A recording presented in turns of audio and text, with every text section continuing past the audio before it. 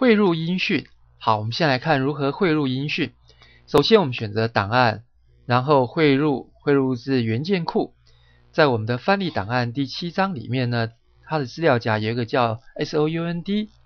然后我们来选的是 ch7 至01.mp3。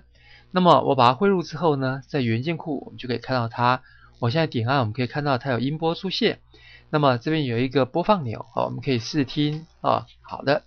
那我现在把它拖入到舞台上。可是拖在舞台上的话呢，我们可以看到目前有4个图层，每一个图层呢，它都有一个物件那这是一个影像轮播的我们可以先按一个 Enter 先来看看它的轮播等于说影像的淡入淡出等等好，那我现在呢，音乐可以和任何一个图层共用如果说图层还有其他物件的话没有关系，但是最好呢我们把它独立起来。所以我现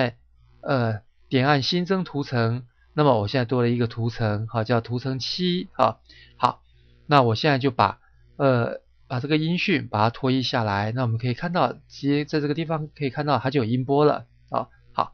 那它有音波，我们可以在这个图层里面任何一个影格点它一下，我们来看它的属性。好，属性这边我们可以看到目前它的名称就是我们的 ch7 至01.mp3。当然如果说我这个档案里面还有其他音讯的话，我可以来这个地方挑选好，那么第二个呢